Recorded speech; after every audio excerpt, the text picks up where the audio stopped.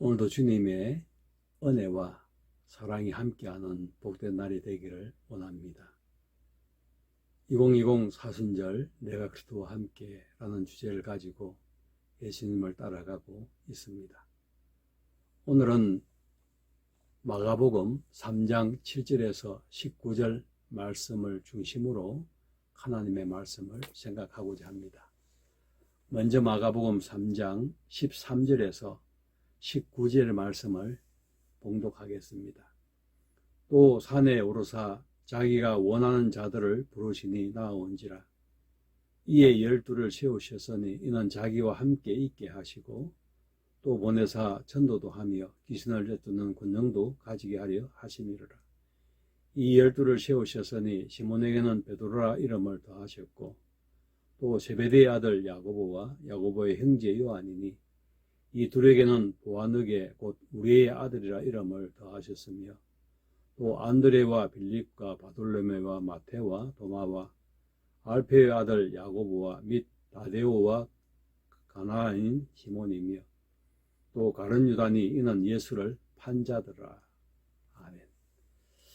오늘 이 말씀을 중심으로 12제자를 세움, 예수님을 어떻게 알고 있으며 제자로 어떻게 살아가야 할까에 대한 말씀들을 나누고자 합니다. 예수님은 바닷가에서 사역을 많이 하셨습니다. 한 번은 예수님이 바닷가에 움직이실 때에 큰 무리가 모여들었습니다. 예수님은 수많은 사람들을 고쳐주셨기 때문에 특별히 병자들이 많이 나와왔습니다. 예수님은 자기를 에워싸 하는 것을 피하기 위해서 작은 배를 대기하도록 제자들에게 명을 하셨습니다. 종종 귀신들을 만나는데 이들은 예수님을 보면 하나님의 아들이다 그렇게 고함을 칩니다. 신의 세계에서도 주님이 어떤 분인 것을 잘 알고 있기 때문에 그렇게 한 것입니다. 하지만 주님은 자신을 사람들에게 나타나기를 그렇게 원하시는 아니었습니다. 한 번은 예수님이 산에 올라가셨습니다. 산에 올라가실 때에 제자들을 초대했습니다.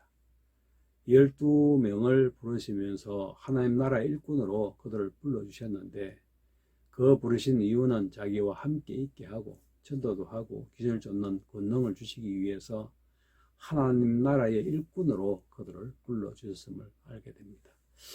오늘 이 말씀에서 두 가지를 생각하고자 합니다. 예수님은 어떻게 불을 불러야 할까?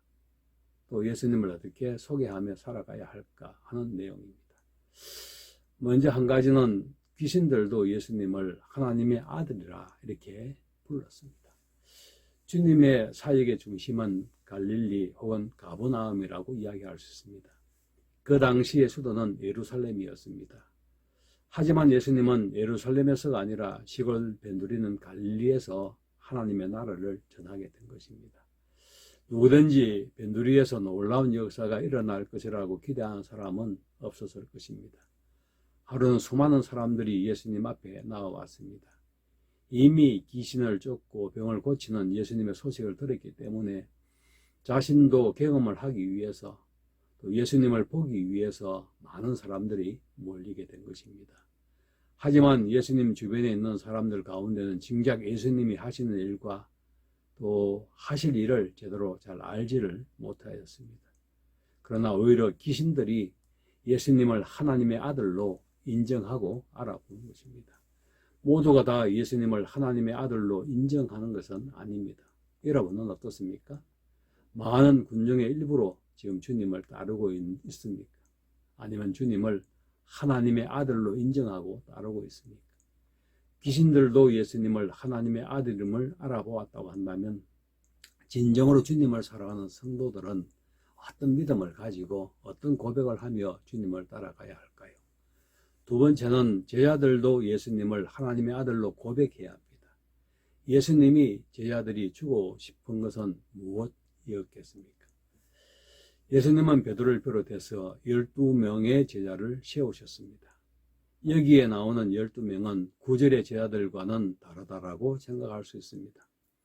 여러 중요 사본에서는 사도들이라 표현을 이렇게 하였습니다. 결국 제자들은 예수님과 역행운과 그분을 아는 지식을 통해서 예수님을 따르는 자들이 된 것입니다. 이들도 예수님을 하나님의 아들로 고백해야 주님을 따를 수 있고 주님의 고난에 동참할 수 있는 것입니다. 특히 여기에 나오는 12명의 제자, 즉 사도는 어떻게 예수님을 따르는 자들이 되었습니까? 자신들이 원해서 따르는 것이 아니라 주님의 부르심에 응답한 사람들인 것을 기억해야 합니다. 예수님은 그들과 함께 하기를 원했습니다. 그리고 하나님 나라 선포와 지위와 사탄을 쫓는 군세들을 가르쳐 주시면서 하나님 나라의 일꾼으로 살기를 원하셨던 것입니다.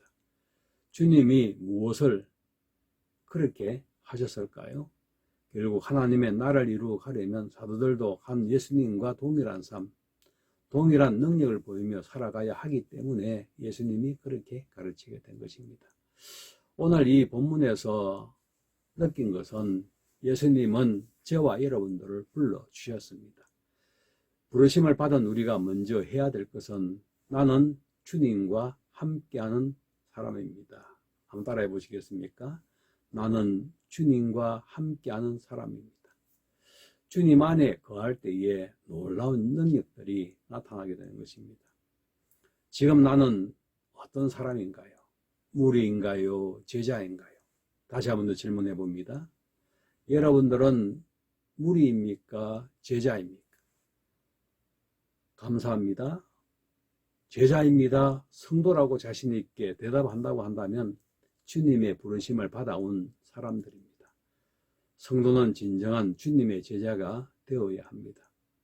교회에서 오랫동안 신앙생활을 했다고 제자가 될까요? 아닙니다. 착각하지 마십시오.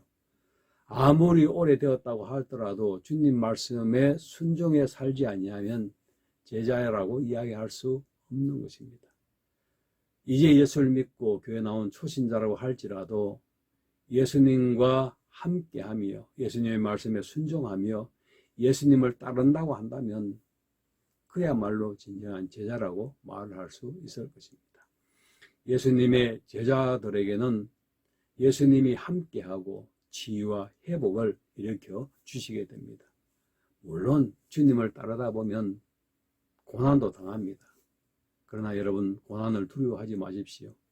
이미 내가 따르고 있는 그 주님이 승리하셨기 때문에 내 앞에 어떤 일이 있다고 할지라도 주님이 함께 하시면 반드시 주님이 이루어 주시고 승리하게 하시는 그 주님 때문에 우리는 결코 외롭거나 지치지 않고 넉넉하게 주님의 길을 힘있게 따라갈 수 있을 것입니다. 지금 우리는 전염병인 코로나19로 인하여서 당분간 교회에서 연합으로 예배를 드리지 않고 각 가정에서 가족 공동체로 유튜브 동영상을 보면서 예배를 드리고 있습니다. 어떤 의미에서는 말시의 지말에 주님을 따르는 것이 지금보다 더 험하고 어려운 일들이 분명하게 생기게 될 것입니다. 모이고 싶어도 모일 수 없는 환경이 있을 것입니다. 함께하고 싶어도 함께하지 못하는 날이 있을 것입니다. 어떤 의미에서는 그런 날을 이미 예고하시고 그 날을 대비하면서 지금 훈련 중에 있다라고 생각할 수도 있을 것입니다.